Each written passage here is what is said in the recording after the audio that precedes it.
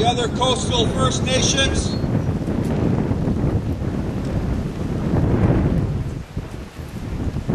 We bring the treasures of our Hamas, the headpieces that are a symbol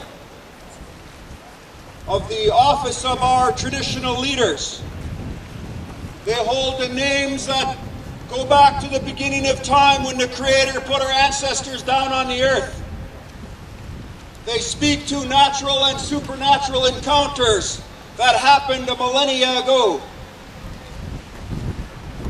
The emblems on their blankets demonstrate the relationship to the natural environment, the gifts from the Creator through the helpers, the Creator's helpers. We're here to ensure that this long line of history, this unbroken line of a relationship with our natural environment, stays intact. As coastal First Nations, we have a responsibility as the original stewards of the land and the sea from where we originate from. We have traveled to Kitimat from Bella Bella, our village. That community is a commercial fishing village. We take our sustenance from the land and sea still today. That is what is at risk. We're very concerned. In our presentation at the panel here today, we said we are not prepared to risk everything and gain nothing. All we have to do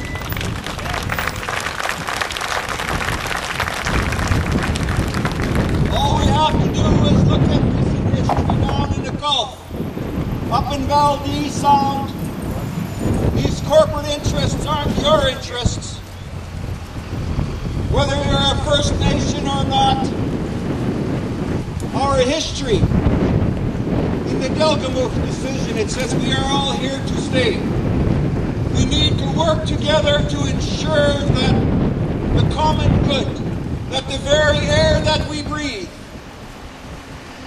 that the very resources that we depend on that sustain our life will continue. There's two questions that are being asked by the panel. They're asking about the concerns related to the environment and the mitigation of the impacts of this proposed pipeline.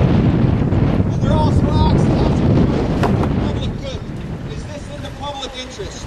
And I ask us today this question. And the question relates to the biggest issue that affects humanity today.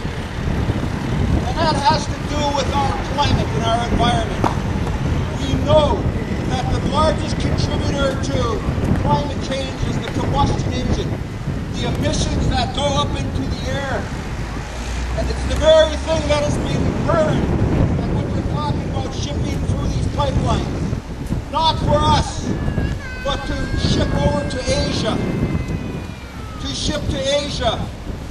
You know that as a part of our commitment to stewardship of our lands, we have a watershed called the Quay watershed, and we're doing carbon testing inside of that, those trees inside of that watershed, and we're picking up pollution from Asia. It's coming across the vast Pacific Ocean, and it's showing up in those trees. It's being breathed into those trees because they're carbon sinks. We have a very, very serious issue that affects all of us. We're talking about the fate of humanity, and it's the coastal First Nations who are standing up because of our unique situation in British Columbia, because of our unresolved Aboriginal title. And we're saying no. Our money isn't going to buy the fish that we need to feed our families. Money isn't going to buy the game that we need to feed our families.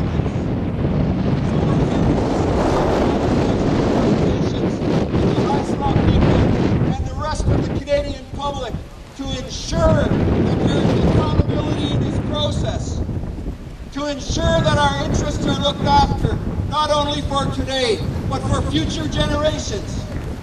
That's a critical issue for us, the future generations, and that's why we're here today.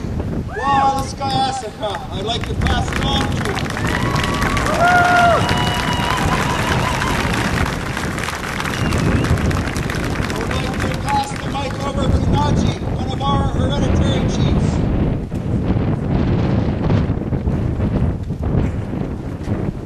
Yo, good morning everyone.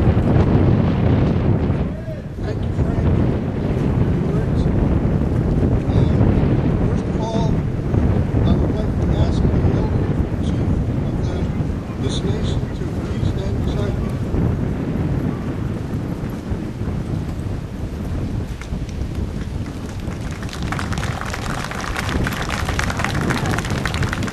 I want to thank the people of the Iceland Nation for allowing us to be here, to do what we have to do to support this very important cause. And I'm very honored to have this elder chief with us today. Thank you for being with us. And I want to say, as I was walking this way, I looked at the signs, and I want to say that I really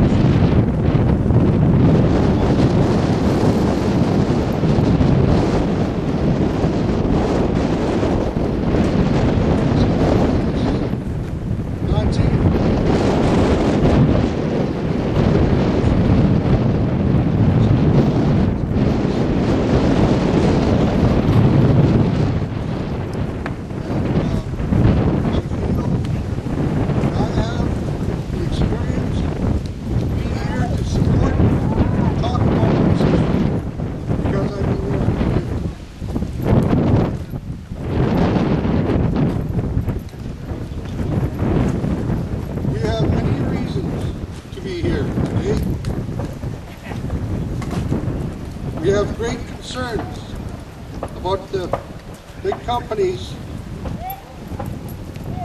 what they want to use our lands and waters for. With 255 tankers traveling through our harbor,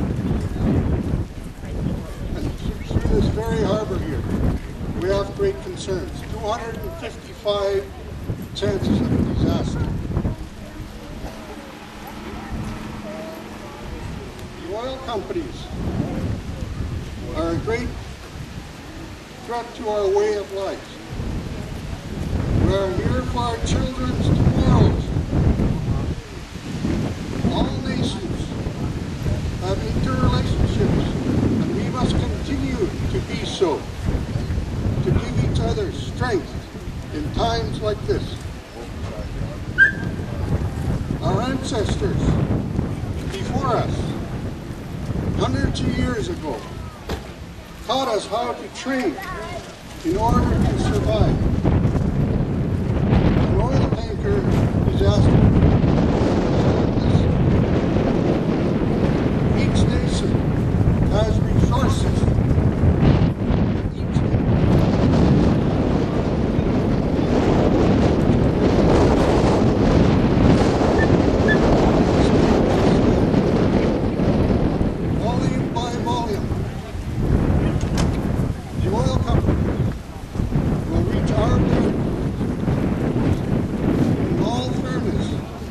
What was said in there by our panel, they need to consult with all our communities along the coast.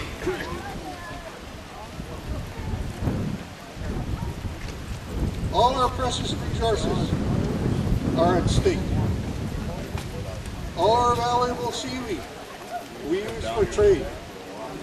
All our valuable herring eggs we use to trade. Frank talked about this in the panel, very important to us. Because of Department of Fisheries, because of DFO mismanagement, our herring stocks are at an all-time low. We are active trying to rebuild our stocks in the Central Coast.